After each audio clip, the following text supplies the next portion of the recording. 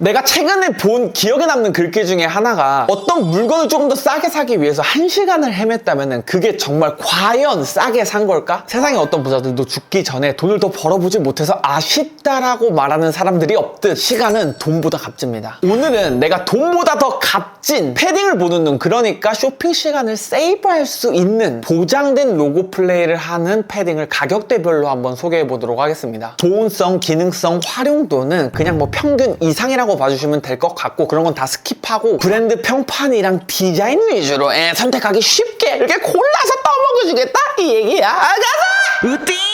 첫 번째, 10만원대로 로고 플레이를 하고 싶다? 여기에서 무조건 추천드리고 싶은 브랜드는 몽벨과 랩 그리고 오클리입니다. 10대, 20대들은 사실 국내 브랜드 뭐 위켄더스, 디스즈네버드, 예스아이씨, 노매뉴얼 지금 같은 시기에 할인할 때 가시면 후회 없을 거라는 생각이 들고요. 25세 이상의 남자들은 몽벨, 랩, 오클리 정도가 딱이야. 어찌 보면은 더 알아보는 거는 시간 낭비일 수 있어. 가격을 더 올려서 가시던가, 그게 아니라면 결국엔 이 세 가지 브랜드 중에 하나다. 먼저 몽벨은 1975년 일본에서 시작한 아웃도어 브랜드로 텐트, 침낭, 등산 용품 등으로 시작해서 현재는 미국, 캐나다 쪽에서 조금 하입이 되고 있다. 아무래도 합리적인 가격에 일본이 또 만듦새로는 글로벌에서 알아주잖아. 여러 가지 이유로 소비자들의 선택을 받고 있지 않나 생각이 되고요. 영국 아웃도어 브랜드 랩도 좀 털빠짐이 있기는 하지만 로고와 디자인 때문에 구매하는 사람들이 많은 것 같아. 마지막 오클리는 뭐 이거는 요즘에 스트리치넷에서 정말 하입되고 있는 브랜드로 1975년부터 고성능 스포츠웨어를 전개해온 브랜드잖아. 지금 내가 말한 이 세 가지 브랜드 중에서는 패션 쪽으로 가장 많이 활용되고 있다라고 봐도 될 것 같습니다. 사실 매년 겨울 아웃도어 브랜드의 헤비아우터가 주목받는 이유는 더도 말고 덜도 말고 기술력인 것 같아. 그리고 최근에 아웃도어 브랜드, 스트릿 브랜드 간의 협업도 정말 활발하게 일어나고 있습니다. 헤비아우터가 가장 많이 판매되는 아웃도어 브랜드를 꼽으라고 하면 노스페이스를 이야기할 수 있을 것 같은데, 거기는 이미 패션용 제품들이 넘쳐나고, 최근 폭풍 성장하는 아크테릭스는 그동안 패션 브랜드와의 콜라보를 통해서 패션으로 활용할 만한 아이템들을 내놓고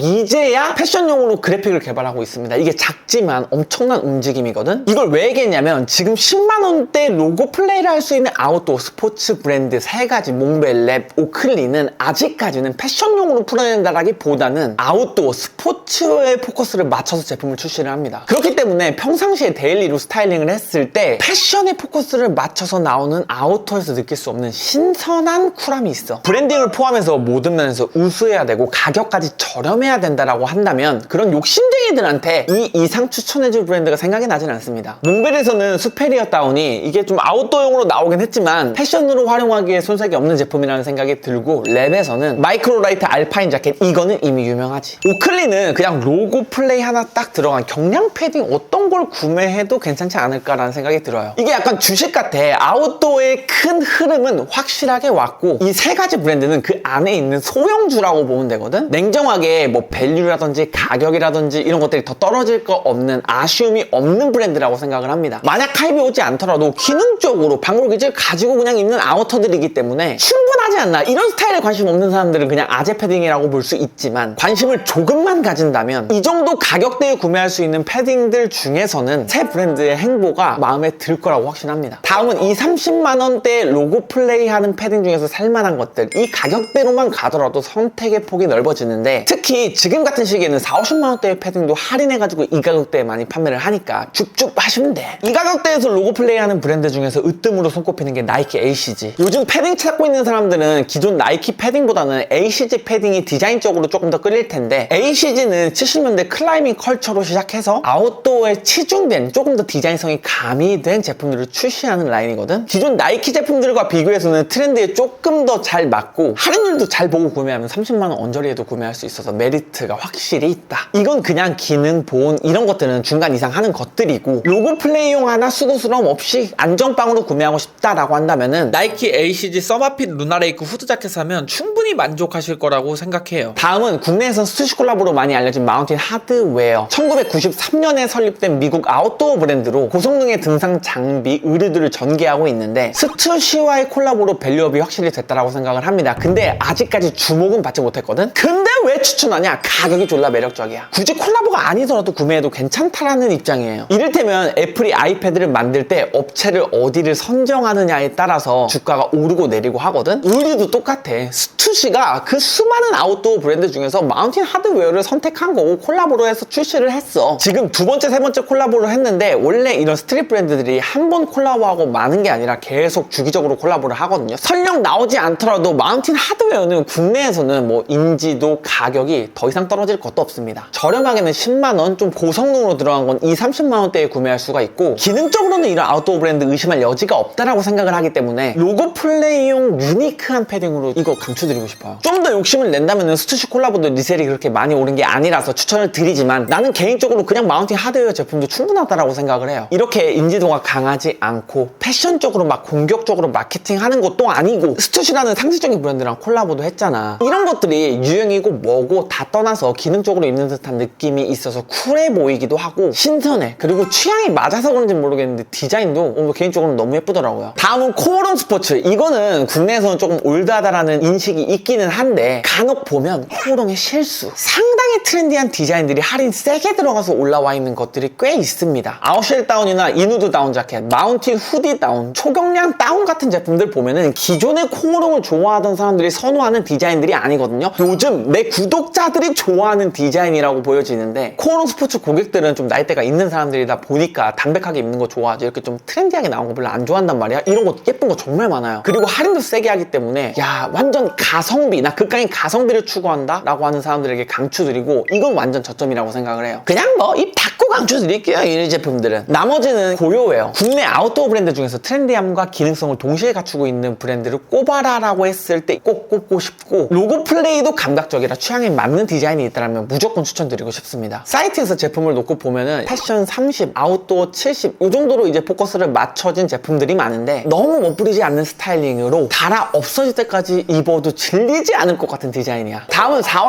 50만원대의 패딩들. 이게 고유명사격인 스트릿 브랜드에서 출시하는 패딩의 가격대거든. 스트릿 3대장이라고 볼 수 있는 스투시, 슈프림, 팔라스. 근데 이 중에서 헤비아우터 가장 잘 만드는 게 나는 개인적으로 팔라스라고 생각하는데 리셀이 70 이상으로 가버리니까 빼고 여기선 그 다음은 슈프림, 스투시. 솔직히 이 가격대에서는 두 브랜드의 패딩을 정가에 구매할 수 있다면 가장 매력적이라고 생각을 합니다. 슈프림 패딩을 구매할 때는 슈프림 매니아들이 좋아하는 흰색에다가 빨간 색깔 슈프림 로고 있지, 이거는 가격이 떨어지지 않는다라고 생각을 하거든요. 불패신하거든. 매장도 도산공원에 생겼잖아. 정가에 구매할 수 있다면 무조건 카드 슬래시 하시는 거 추천드리고요. 스투시 패딩들은 내가 개인적으로 봤을 때 슈프림 패딩보다 전반적으로 디자인이 깔끔하면서 포인트들이 있어서 더 매력적인 것 같아. 이거는 뭐 말 안 해도 가격이 맞는 게 있다면 알아서 가시면 됩니다. 근데 지금 내가 말한 스트릿 3대장 브랜드가 너무 유명해서 싫다, 반감이 든다라고 하는 사람들에게 덜 유명한 브랜드를 추천하자면 엔드원더. 일본의 글로벌 하이엔드 아웃도어 브랜드인데 내년에 본격적으로 한국 시장 진출한다라고 하고 이번 시즌에 나온 제품들 보면은 100만원 넘어가는 패딩들 꽤 있거든요. 나는 이 가격대에 살 수 있으면 꼭 하나 장만하라고 말씀을 드리고 싶은데 그래도 걱정이 된다면은 그라미치 콜라보 제품이 있는데 정가 이하에 구매할 수 있어요. 콜라보는 아무래도 한정판이다 보니까 조금 더 안전하긴 합니다. 가격 방어도 더 잘 될 거라고 생각을 하고 디자인 취향이 맞는다면 콜라보 제품도 노려봐도 괜찮다. 근데 또 이 엔드원더라는 브랜드를 추천했을 때 상반된 반응이 나올 거란 말이야. 엔드원더? 늦었지. 이미 입을 사람들은 다 입고 있는데 한편으로는 또 넌 듣보잡 브랜드야. 그냥 스트릿 3대장 브랜드 갈라요. 이런 사람들이 있어. 그러면 엔드원더보다 조금 더 마니아틱한 거를 추천해달라고 하는 사람들이 있다면은 난가를 좀 추천드리고 싶어요. 일본에서는 꽤 인지도 있는 브랜드로 나도 캠핑을 하고 있어가지고 알고 있는 브랜드인데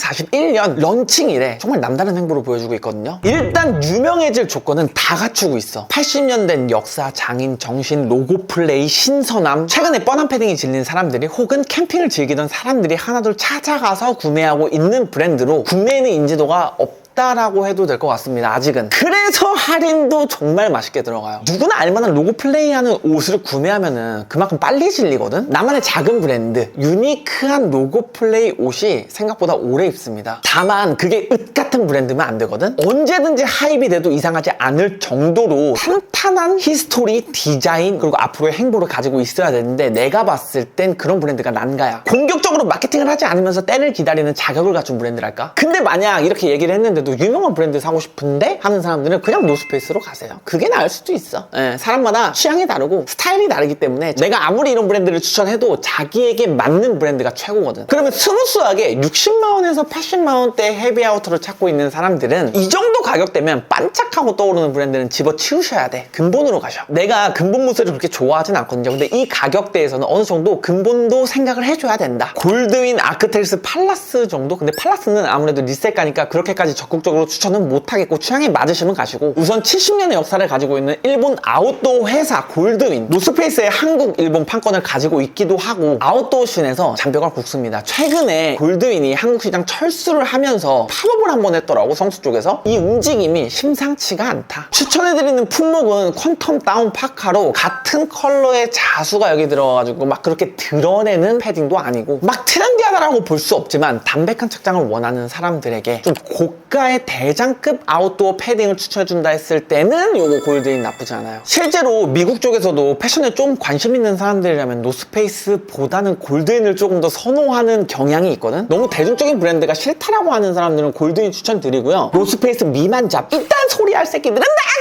다음은 아크텔스 세리움. 아웃도어 씬을 이끌어 나가는 브랜드라고 봐도 무방할 정도로 혁신적인 기술력, 막강한 영향력으로 나한테는 신발로 치면 좀 호카 같은 존재예요. 기존에 신던 신발들과는 확연히 다른 착화감, 그거를 아크텔스 세리움을 입었을 때 처음 느꼈거든. 기술력을 온몸으로 느꼈어. 추위를 정말 많이 타는 타입인데 티셔츠 하나 입고 그 패딩 입고 오토바이를 탈 정도로 보온력에서 만족을 했고, 가볍고 활동성도 좋고 여러 가지로 감동을 느꼈던 패딩이고요. 웬만하면은 무난한 블랙보다는 따뜻한 컬러감으로 추천드립니다. 입다 보면은 그렇게 크게 메리트가 느껴지지 않더라고. 마지막은 100만원 이상 패딩 중에서 요즘 가장 하입되는 건 역시 로아 하이킹이고요. 디자인적으로 독보적이다. 냉정하게 아웃도어적인 기능을 아크텔스를 입었을 때처럼 체감하지는 못했지만 디자인은 트렌드의 정점에 있다고 봐도 무방할 것 같습니다. 우선순위를 간지, 트렌드에 맞춘 사람들이 혹은 추위를 덜 타는 사람들이 구매하면 좋을 아우터로 가격 장벽이 있기 때문에 거리에서도 쉽게 볼 수 없다는 장점도 있어. 로아 하이킹은 이탈리아 기반의 브랜드로 아예 그냥 전문 산악인보다는 스타일에 신경을 쓰는 전문 산악인들에게 조금 더 잘 맞는 인기 있는 브랜드예요. 그렇다고 다른 대장급 아웃도어에 비해서 기능성이 떨어지냐? 그건 또 아닙니다. 솔직히 패션적으로 데일리로 입기에는 로아의 메이킹은 오버스펙이야. 독창적인 디자인으로 1등이고 기능성은 최고라고 말할 수 없지만 절대 떨어지지 않는다 정도로 정리하는 게 가장 좋을 것 같습니다. 다음은 CP 컴퍼니랑 스톤 아일랜드. 로고 플레이보다는 신선한 소재, 가공으로 구매를 하는 브랜드들이에요. 이 브랜드들이 한물 같다라고 생각하는 사람들은 그냥 로고만 보고 구매했기 때문이지 않을까라고 생각을 하고, 저는 절대 한물 같다라고 생각을 하진 않습니다. 독창적인 소재 활용과 과감한 디자인이 독보적인 이탈리아 하이테크 브랜드로, 대개 CP 컴퍼니는 밀리터리, 워크웨어에서 영감을 받아서 클래식한 디자인을 전개한다면 스톤 아일랜드는 더 유연하고 위트 있는 디자인, 혁신적인 소재와 가공 방법을 사용합니다. 같은 회사였지만 스톤 아일랜드는 몽클레르로, CP 컴퍼니는 홍콩 섬유회사에 매각되어서 지금은 다른 방향성을 가지고 있지만 다행 기법 때문에 로고 가리고 대충 보면 또 비슷해 보이기도 해. 이 두 브랜드들은 사이트로 또 보다가 디자인 취향이 맞는 것들이 있다면 언제든지 구매해도 괜찮다라고 생각을 해요. 마지막은 헤비아우터로 유명한 캐나다 프리미엄 아웃도어 브랜드 중에서 유일하게 추천하고 싶은 브랜드, 캐나다 구스.